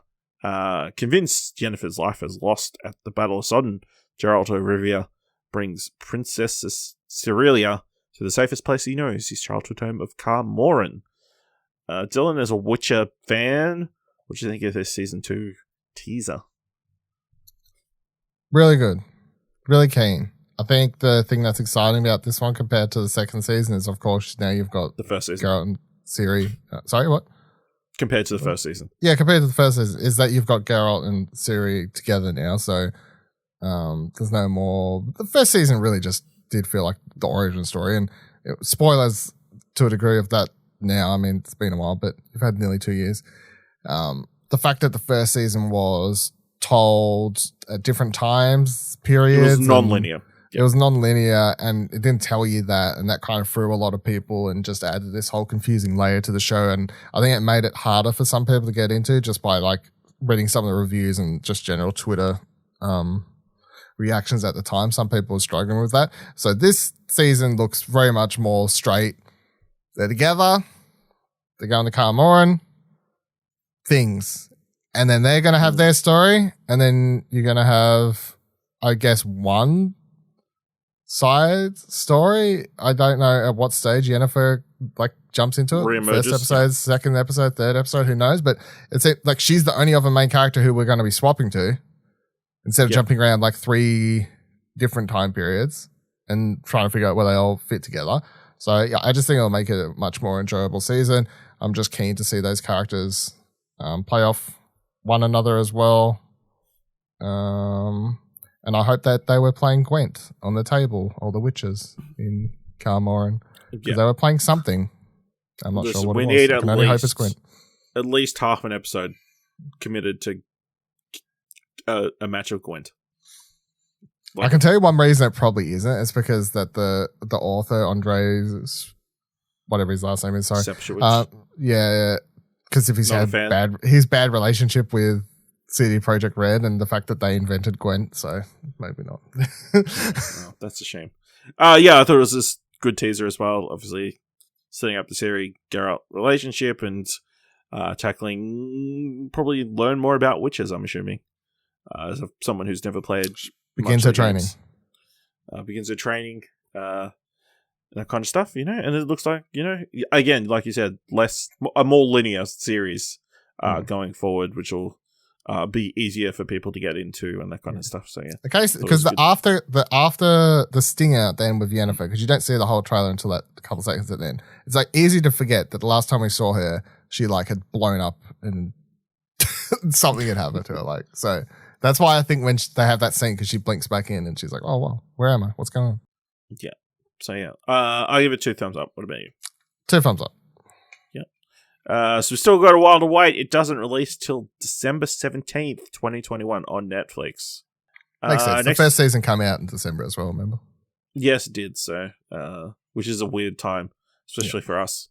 Makes it difficult for our end of year stuff, but you know, Netflix doesn't care about end of year stuff. All right, next trailer. It's called Ride the Eagle, directed by Trent O'Donnell, starring Jake Johnson, Susan Sarandon, J.K. Simmons, and Darcy Carden. And a man's estranged mother dies and leaves him a conditional inheritance. Before he can move into a picturesque cabin, he has to complete her to-do list and step into his mother's world as he tries to make amends from beyond the grave. I saw this one. I thought it was a pretty interesting, could be a fun little comedy, or dramedy, I guess it seems like it'll be. I'm a big fan of Jake Johnson, Darcy Carden, you know, more of her. That's always going to be good. It's got a good, interesting premise of Susan Sarandon kind of making these VHS tapes, and Jake Johnson being forced to watch them as in order to inherit this house. And then J.K. Simmons shows up as Susan Sarandon's former lover, being a bit too open. But Dylan, I enjoyed it. I'd probably give it 1 up, 1 down. I don't think it's like a fantastic trailer, but Dylan, what do you think? 1 up, 1 down. I enjoyed it. It just, as you said, it kind of just looks like a enjoyable dramedy with some. I like the cast and everything. But my little side note for this one was I looked it up on IMDb after, because I hadn't heard this until you posted it in the thing, but I watched it. I was like, oh yeah, like who's directing this? And I look it up. Trent O'Donnell, right? Australian. Oh. Yeah, like he's most recently he's been directing that No Activity thing, which is on Stan, both the original and then the US. They did that animated thing last year and whatever. But yeah, if you go all the way down to the bottom of his IMDb credits, Chases War and Everything, Review of Miles Byer, Hamster Wheel, Woodley. You know, like all these ABC series back in the day. And then it goes up to, he did 3 episodes of Brooklyn Nine-Nine, 28 episodes of New Girl, 3 episodes of The Good Place, the Australian No Activity, AP Bio and all that sort of stuff. So, yeah, there you go. Yeah. First feature, I think, if I'm looking at it. So, yep, it's pretty cool. Yeah. Rather equal. It says releasing in America 30th of July. I don't think it's got an Australian release date at the moment. So maybe it'll come some point somewhere. Who knows? Next up, I've got Queen Pins, directed by Aaron Gordon and Gita Pulapilli, starring Kristen Bell, Kirby Howe Baptiste, Paul Walter Hauser, Bibi Rexha, and Vince Vaughn, a frustrated suburban housewife and her best friend, hatch an illegal coupon club scheme that scams millions from corporations and delivers deals to legions of fellow coupon clippers hot on their trail to is an unlikely duo, a hapless loss prevention officer and a determined US postal inspector, both looking to end their criminal enterprise. Dylan, what do you think of this trailer? I'm so glad Kirby isn't trying to do an Australian accent in this because I was like, okay, let's take the people from Good Place and put them in a movie together. So watching this trailer, the thing that I thought was funny was they're like, from the people who brought you Hustlers. I'm like, yeah, maybe. But the tone of this is just not even the same as Hustlers. Like, Hustlers was a serious, true story. Yeah. It's a true story, but we'll very obviously have a lot of liberty with this because they're having a lot more fun and trying to turn this into a bit more of a comedy. I mean, Paul Walter Hauser playing off Vince Vaughn, a lot of their back and forth just seems too silly to even be remotely close to the characters playing those parts. That just seems like them just having fun with it. And even some of the scenes with Christian Bale and Kirby Howell, how do you say, like, Howell? Baptiste, yeah. Like those two, a lot of that just seems just normal comedy movie stuff. So this isn't like a direct, like, from the people who brought you Hustlers. It does look very good though. It looks quite funny. Those two girls look to be having a great time playing off one another, and the two main guys look to be having a lot of fun playing off one another. And I swear, Paul Walter Hauser just has this thing of playing these characters. He does it so well. Like, he just does this sort of like dumb. I hate to call it that, but just like he plays dumb characters at times, and he does it really well in these sorts of movies. So, yeah, this looked fun. I did enjoy this trailer, and I'm keen to watch this. Yeah, this is surprisingly great. I think this looks really funny. One of the best comedy trailers I've seen in a while. Like you said, the two duos just seem to be bouncing off each other really well.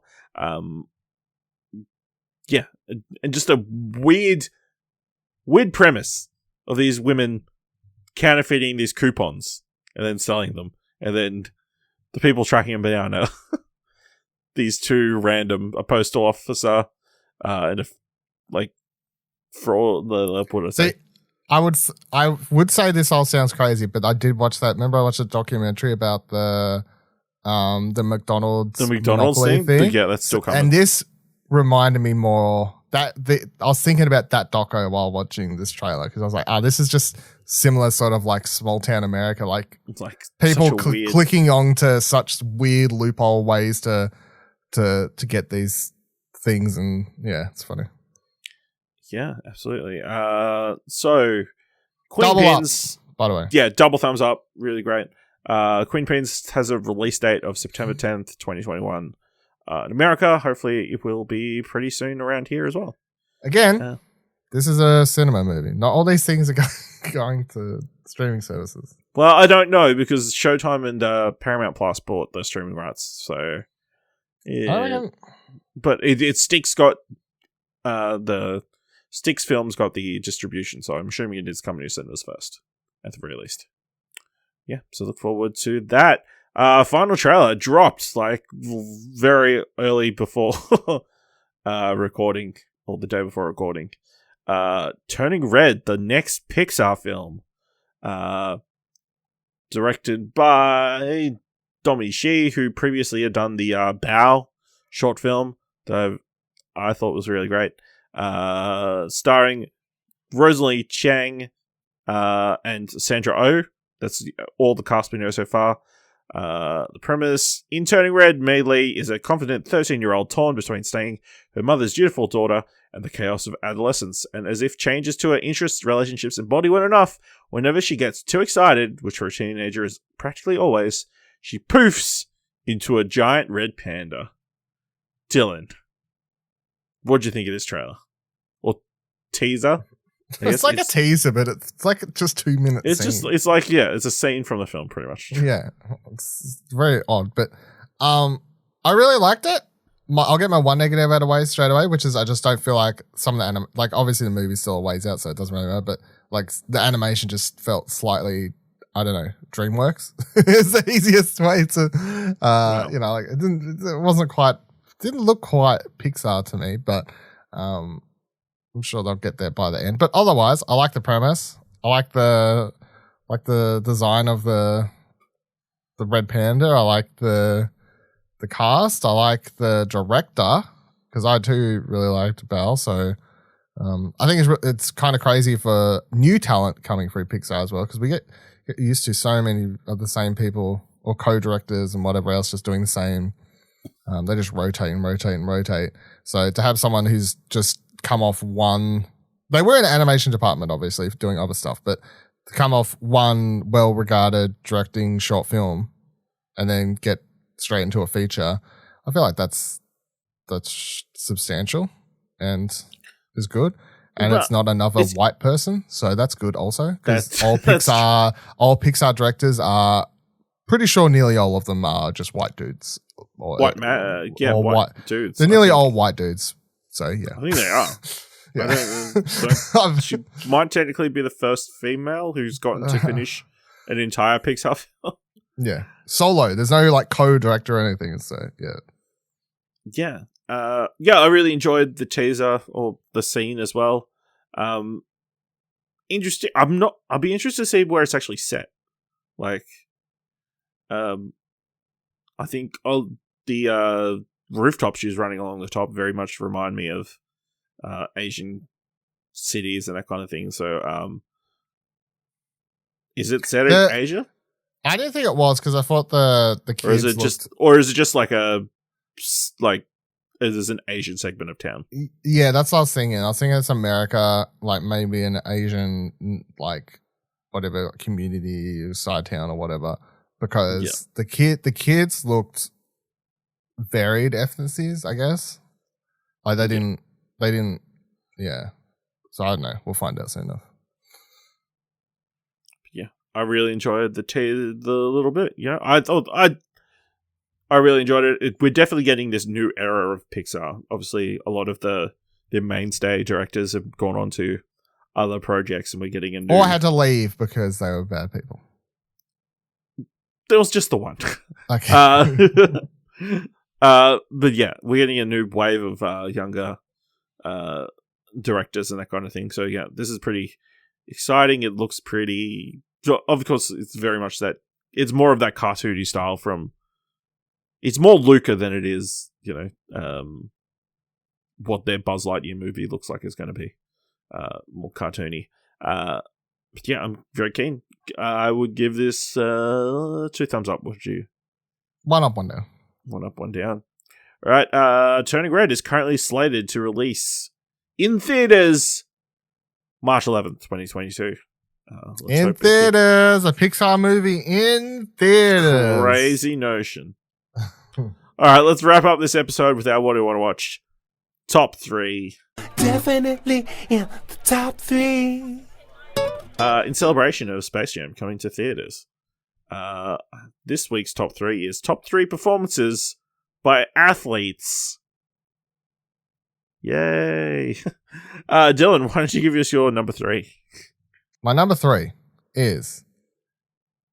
Do you have any... Because this is a weird one for me. I'm like, do you reckon you could even pick? Do you reckon you could even pick who I would pick for any of mine? No. Okay. Now, I will say ahead of time, you may disagree with my second place, or maybe my first. I don't know. We'll see. My number 3 though, Vinnie Jones as Big Chris in Lock, Stock, and Two Smoking Barrels. Yeah, that's fair. Vinnie Jones' best performance. And then he went on to play his first performance. Yeah. Guy Ritchie was like, hey, you yell a lot while playing football. Do you want to come fucking movies? Like, from memory, like, he'd already left. Infamously gave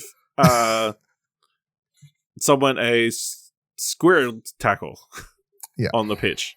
Yeah, he was known as an angry boy. Do you know what a squirrel tackle is? I know he tackled someone, but what's a... It's you grab someone by the testicles. Okay, yeah, cool. There you go. So yeah, this is the movie I feel most famous for, even though people may know him for other things or whatever else. But this is the one, and then he kind of got typecast after this, and he's played pretty much the same character and everything else that anyone's ever put him in. But he's really good in this.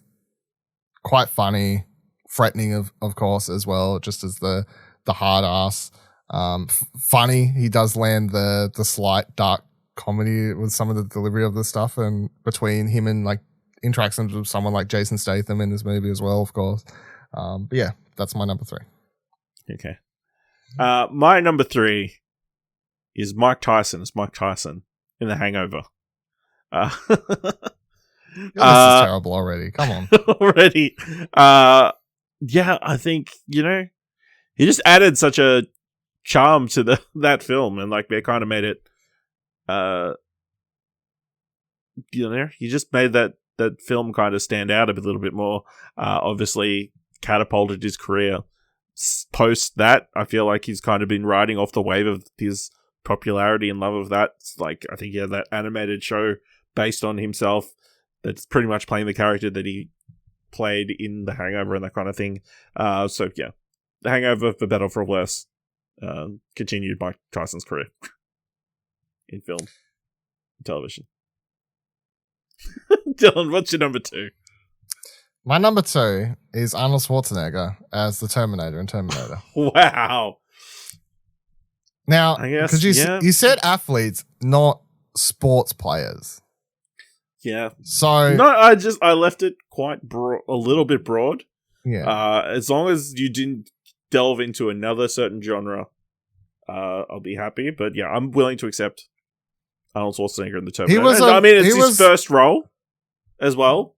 No, his first role was Conan. Hercules or whatever it was. Conan, yeah. Yeah, Conan Barbarian. But yeah, early days. Early days. Transition, yeah. Yeah. So, I mean, I don't really need to say much as the Terminator. I feel like surely everyone's seen the Terminator. This is the role that made Arnie famous. It wasn't Conan or whatever, the Barbarian, whatever that movie was called.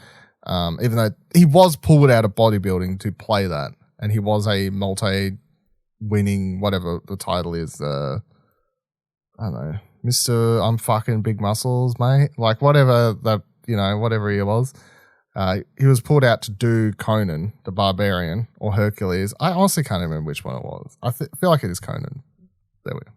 But yeah, Terminator's the one that made him most famous. It's his key role. It's a role will go down in history as.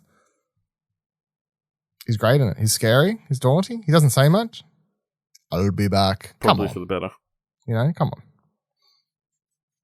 Yeah, it's pretty good. My number 2. I know I shadowed him earlier in the film, earlier in the episode.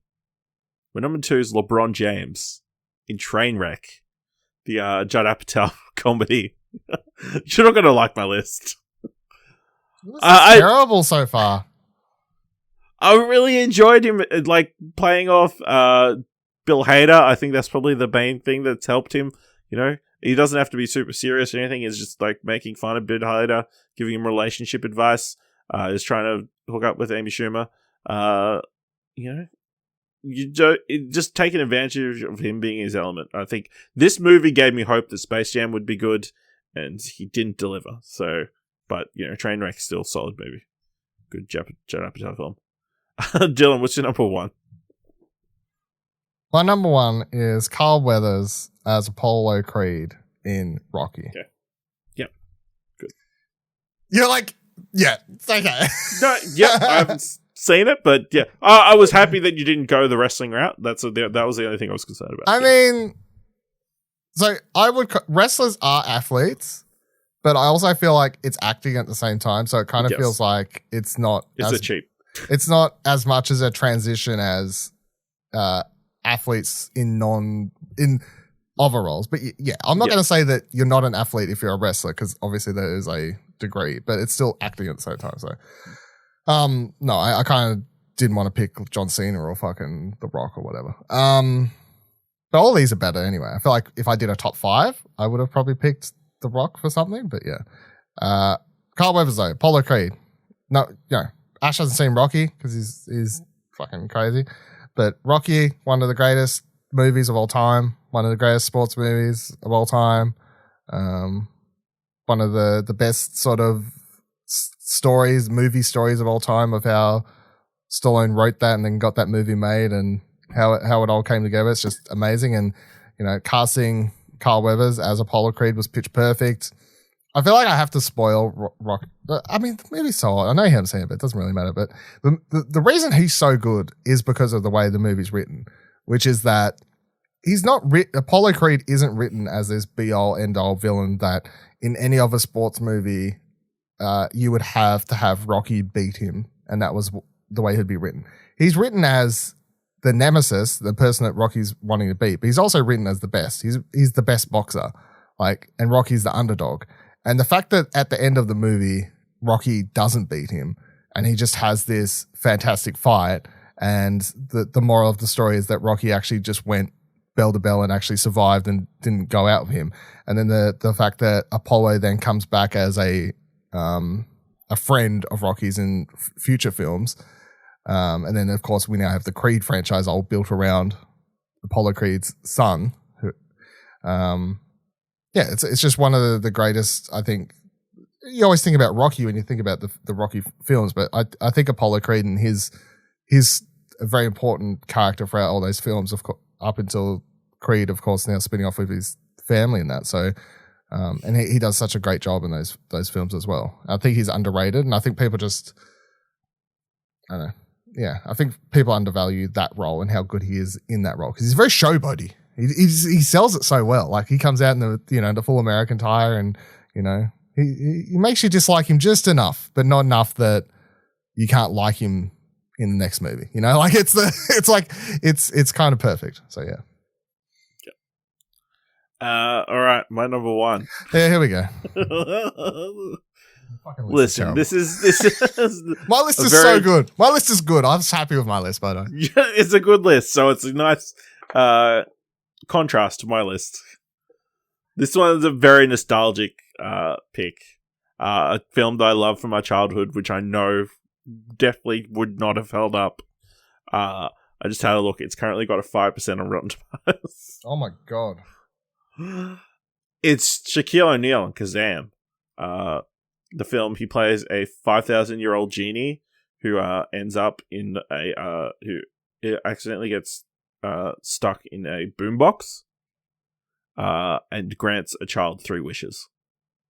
A young Frank Capra who went on to star in Francis Capra who went on to star in Veronica Mars. This is just a film that I really loved as a kid. Shaq, he's so tall. It's like crazy. It's like, as a kid, it's like, wow, that's really impressive. It's a very basic story, but I really enjoyed it. And that's all I have to say about the matter. I think if you haven't watched Kazam, you should watch Kazam. It's not Shazam, it's Kazam. If you haven't watched Kazam, you should watch Kazam. While I'm talking about Rocky, which you still haven't watched. And you're trying to pitch people. You're not talking about Rocky. You're talking about Rocky. Which one? One. It was one. Sorry. Fuck's sake! All right, the first Rocky movie. All right, well, I'll watch Rocky and you watch Kazam. That sounds like a fair trade-off. No deal. No. All right, thank you very much for listening. Let us know your top 3 performances by athletes in films. Did you also enjoy Kazam as a kid? Let me know by going to explosionnetwork.com/Twitter. Have you watched Rocky? If you also haven't watched Rocky, let us know as well. I can't be alone. Or you can jump into Discord at explosion.com/Discord. It could be. I could be alone. If you want to help us out, which you may not after this, leave us a review on Apple Podcasts or on Podchaser, or tell a friend about the show, even though, again, I haven't watched Rocky, so my opinions might not be valid. If you want to help, if you thought this show was worth $1, God knows why, head over to our Ko-fi page at explosionnetwork.com/support, and you can buy us a coffee for as little as $1. Thank you very much for listening. Until next time, keep watching stuff, I guess.